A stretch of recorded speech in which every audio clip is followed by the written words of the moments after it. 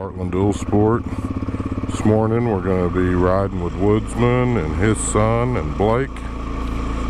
So let's go ride.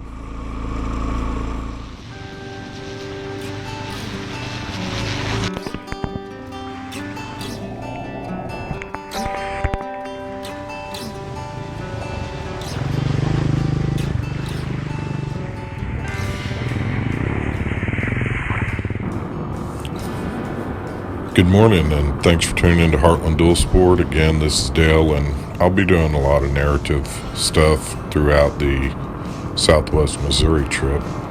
But one of the things I wanted to start out on this video was the dinner last night.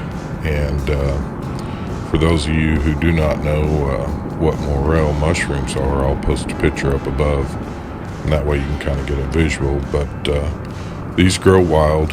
We've got them here in Oklahoma, and they grow wild all over southwest Missouri as well. And there's certain times of the year that the morel mushrooms are actually out, and you can harvest them and eat them. But as mentioned in a previous video, we brought some steaks and stuff for the dinner for the very first night, which was, last night, and that's how we ended the day. After we went on a really beautiful trail ride, we came back to camp, and I don't always remember to video everything, so I don't have pictures of I don't have video of us sitting around the campfire. But we ended up grilling the steaks and stuff on the campfire, which was perfect. I mean, it was really good. But I mean, that's part of the reason I'm telling you about the morel mushrooms is Woodsman's wife Sherry actually went out, and I would imagine she worked hard probably most of the week just trying to gather up all these mushrooms. But she had a huge pile of mushrooms for us to eat, and if you've never had fresh mushrooms, I mean, they're just amazing in and of themselves. And that's why I didn't want to completely brush over it in the last video. I wanted to kind of make a point to tell Sherry thank you for working so hard. And I've absolutely got to tell you, these were probably the best mushrooms I've ever had in my life. So if you guys ever get the chance to go out in springtime and ride with Woodsman and meet up with that crew, I mean, they're just a great crew. And that's the dinner was just amazing. And we'll go ahead and get into day two, and which is right now. We started off the morning with a great breakfast. I mean, you guys know, and I've said it in many videos, I don't get this big by skipping meals. So we started out with eggs and bacon, and Sherry made pancakes, and we all ate really well. We started out on the blacktop. That is another benefit of having a dual sport, is you can ride on the streets and ride safely and ride legally. But we started out on the blacktop, and we rode some I'm terrible with names and stuff. Frank can give you the exact directions. He can probably tell you by looking at the video where we're at. But I do have GPS maps and can kind of show you where we went throughout the trip, and I'll try to post some of them pictures throughout here as well. But we just rode on some really pretty, a lot of these blacktop roads out here, they're windy with hills, and they're just a lot of fun to ride, even if you never get out on the dirt. I mean, these roads over in here would be ideal and awesome for a sport bike, a cruiser, I mean, any kind of bike. I mean, we've seen hundreds of bikes the weekend we was out, and a handful of them were the adventure bikes, but there's just probably 5 times as many of the sport bikes, cruisers, Harleys, and that type of stuff. I mean, these blacktop roads are just awesome riding for no matter what kind of motorcycle you have. But we rode through some beautiful green tree-covered trails after we got off the blacktop, and some of the trails were old dirt roads similar to old logging roads, and or a mixed of some nice single track and some double track roads. And after going on the K Trail, many of you know that safety is really high on my importance, and when I was out on the K Trail, I found that using my iPhone for GPS just wouldn't work. And we did go ahead and get a GPS. And again, I'll try to show some maps and whatnot of the GPS throughout this video as well. And that is something that I kind of want to take just a short mini break. I think I've already told you guys that we stayed at the Roaring Rivers State Park. And inside the state park there at the Roaring Rivers, they have Wi-Fi boosters. So you can actually, if you got an iPhone or one of your smartphones that you can text through the internet messaging, you can still send out texts and stuff. Phone calls are pretty difficult. And that was, one of the points I wanted to make is a lot of these trails and stuff here in Southwest Missouri, you may or may not have connection with your phone. So again, the GPS was really handy to have. And before the trip, not only did we buy the GPS, we also bought a spot.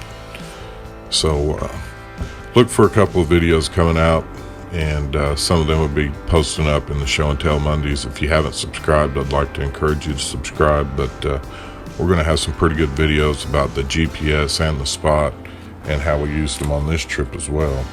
And that is one of the other things that's actually kind of cool about having the GPS system is you come back home, you can actually pull up the maps and stuff on your computer. You can, and I'll go into more detailed video later on hooking up with your using the Garmin GPS maps and using the Garmin map software. But when you get back home, you can actually look at everywhere you went, pull it up on a map. You can it's just kind of fun. Yeah, that could be part that's of it. one of the things. I mean, it's really pretty awesome when you're out on an adventure like this. You can capture a lot of things throughout the adventure with your cameras. And the cameras did a great job of recording all the beautiful scenery. And again, the overall temperatures for this trail, they were just awesome. We started out cool mornings, and then it'd warm up nicely in the afternoon, and the scenery was just it was just absolutely beautiful. I was gonna say, somebody's pretty skilled and crafted, because that's steep. Yes, sir, it is. Right. No, sir.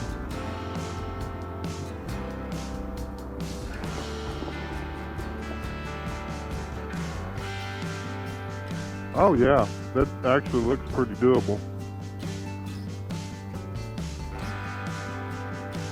Right. Yep.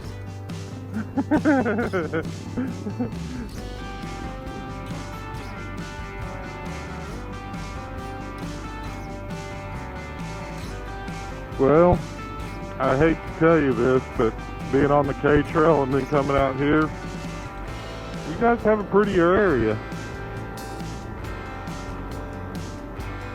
Oh yeah, this is beautiful. The K Trail's cool for us, for what we have, but this is, man alive, this is awesome.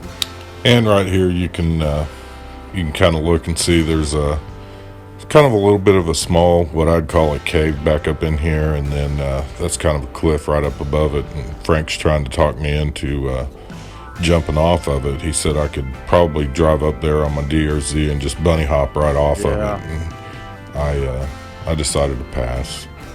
Right. Well, I'm always looking for a rock to take back home when I go camping. You think Kevin could get that one right there and strap it to his bike? Yeah. Yeah. Get these two young boys to heave-ho that up on his bike. Right, exactly.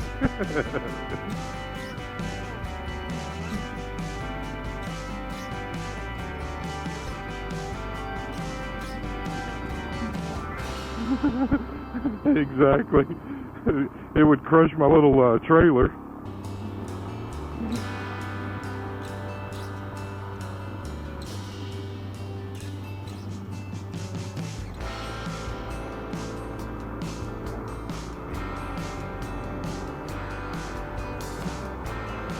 I should have that one on video.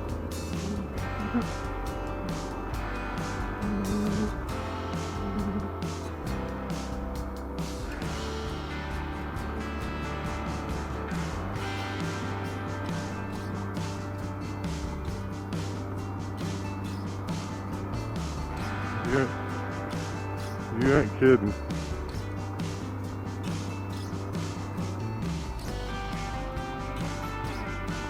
Right. Oh yeah. Yeah, my wife would absolutely love this one, and we can all four hop up in that red truck.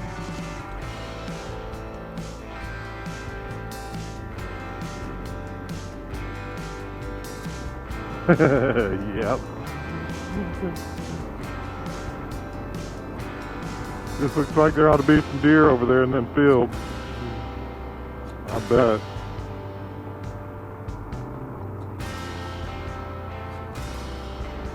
Right.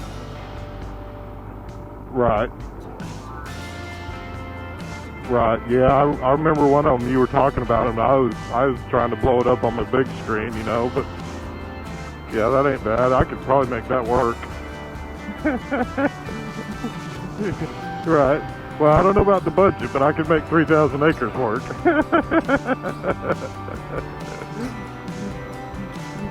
Yeah, the budget would be, I'm sure, smashed.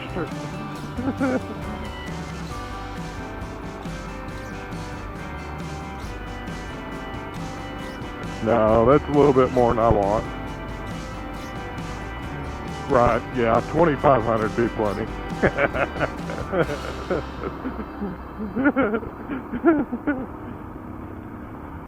Anyhow, the rest of this video, you can kind of see we're going along some just some really awesome trails with some of these split off into kind of a double track type deal, and there's just so many places where you can stop and take pictures, and that's part of the problem, you know. I mean, I took a lot more pictures on this trip than we did our previous trip, but man, there's just everywhere you go up here, you've got lots of, like I said, the rolling hills, you've got the tree covered trails, you've got just an abundance of beauty. Springtime up here with everything turning green is just amazing how pretty everything is. I'm so excited that we were able to get up here and get out and go ride with these guys, and I've got several more videos coming, so if you haven't subscribed, I'd like to talk you into subscribing. If you know anybody that's thinking about going out and riding the Mark Twain National Forest,